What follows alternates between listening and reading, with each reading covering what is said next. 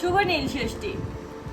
আজ নীল ষষ্ঠী, কিন্তু আজকের দিনে ষষ্ঠী দেবীকে পুজো না করে শিব ঠাকুরকে পুজো করা হয় কেন? আপনারা কি জানেন? যদি জানেন আমাকে কমেন্ট করে জানাবেন। সেটাই হলে সকলকে স্বাগত। চলে আসছি আরেকটি নতুন ব্লগ নিয়ে। নীল ষষ্ঠীর দিন আমরা আজ হায়দ্রাবাদে বসে কীভাবে নীল ষষ্ঠী পালন করি সেটাই আপনাদেরকে দেখাবো। আমি তো নীল ষষ্ঠী করবোই, তার সাথে সাথে আজকে আমার ছেলেও করতে শুরু করে দিয়েছে। মা, আমি আজ নীল ষষ্ঠী করবো। ঠিক আছে, করো। নীলের দিন একটা রিয়েল অভিজ্ঞতা যে নীলের টাইমে ঘটেছিল, এরকম একটা রিয়েল অভিজ্ঞতা আমি আপনাদের সাথে আজ শেয়ার করব। জানতে হলে পুরো ভিডিওটি দেখুন। তো চলুন, আজ আমার হাজব্যান্ডের জন্য আমি বানিয়ে নিয়েছি ভাত আর একটু আলু ভাজা, কারণ যেহেতু ও ডিউটি যাবে সেহেতু ওর জন্য ও তো আর উপোস করতে পারবে না। একটু আলু ভাজা বানিয়েছি আর এদিকে একটু ভাত। আমার জন্য এক গাদা ফল নিয়ে চলে এসেছে, যেহেতু আমি চেরি খেতে ভীষণ ভালোবাসি।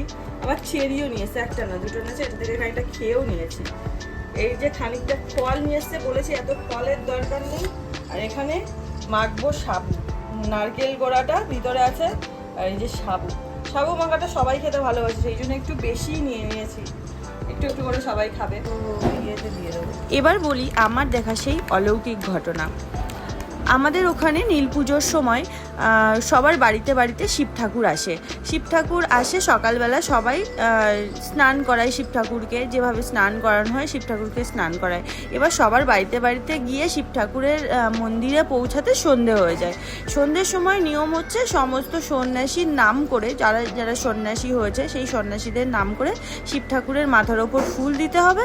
শিব ঠাকুরের মাথায় ফুল দেওয়ার পর শিব ঠাকুরের মাথা থেকে সেই ফুলটা পড়লে তারপর সন্ন্যাসীরা জল খেতে পারবে। এই পুজোটার সময় গ্রামের সমস্ত মানুষজন, আরও সন্ন্যাসীদের যারা কাছের মানুষ আছে, দিদি, মা, বৌদি, তাদের ওয়াইফ, বউ, সমস্ত কেউ আর কি ওখানে উপস্থিত থাকে। আরও পাড়ার আরও অনেকজন মানুষ থাকে। সেই রকম অবস্থায় সন্ন্যাসীদের কোনো এক সন্ন্যাসীর খুব কাছের কেউ আর কি বলছে যে শিবটা এত ছোট, সেই জন্য ফুলগুলো খুব তাড়াতাড়ি পড়ে যাচ্ছে, মাথায় আর কি ফুল ধরে রাখবে শিব, ওই জন্য তাড়াতাড়ি ফুল পড়ে যাচ্ছে। এবার এক এক করে হচ্ছে, যথারীতি শিবের মাথায় ফুল দেওয়া হচ্ছে, সন্ন্যাসীর নাম করে ফুলটা পড়ছে। তারপর সন্ন্যাসীরা পাশে চলে যাচ্ছে, আরেকজন সন্ন্যাসী আসছে। এবার যে বলেছিল তার কোনো রিলেটিভ যখন ওই সন্ন্যাসী যখন টাইম আসলো, সেই ফুলটা না আর পড়ছে না। শিব একদম সেই আঠার মতো আটকে আছে। শিবটা সত্যিই ছোট্ট ছিল, এবার আঠার মতো আটকে আছে, কিছুতেই ফুল পড়ছে না। যথারীতি পুরোহিত তো অনেক ডাকছে, বাবা বাবা বলে ডাকছে ফুল পড়ার জন্যে, ওদের যে সবগুলো করে সেই সব করছে। সন্ন্যাসীরা চিৎকার করছে, কিন্তু কিছুতেই ফুলটা পড়ছে না, ওরকম চুম্বকের মতো আটকে আছে। এবার যার সাথে বলেছিল সে তো জানে যে এইরকম বলেছে উনি, তার জন্যেই হয়তো তার মনে মনে হচ্ছে, কিন্তু তিনিই না কিছু মুখ ফুটে বলছে না। তারপর হঠাৎ করে পুরোহিত বলছে, কেউ কি কিছু বলেছো? যদি বলো তাহলে একটু ক্ষমা চাও, তাহলে ফুলটা পড়বে।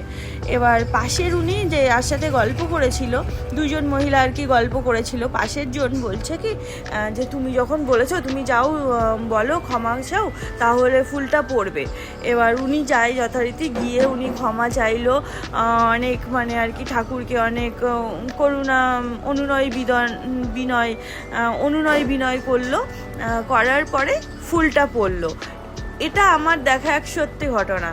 তো এরকমও হয় যে আমরা হয়তো ভাবি যে ঠাকুর নেই, ঠাকুর হয়তো আছে, তিনি হয়তো শুনছে, তার জন্য এরকম হয়েছে। আমি জানি না কি অলৌকিক, কিন্তু আমার দেখা এটা সত্যি একটা অলৌকিক ঘটনা।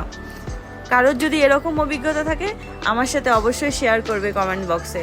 আমার এটা সত্যি একটা অলৌকিক ঘটনা, আমি আপনাদের সাথে শেয়ার করলাম।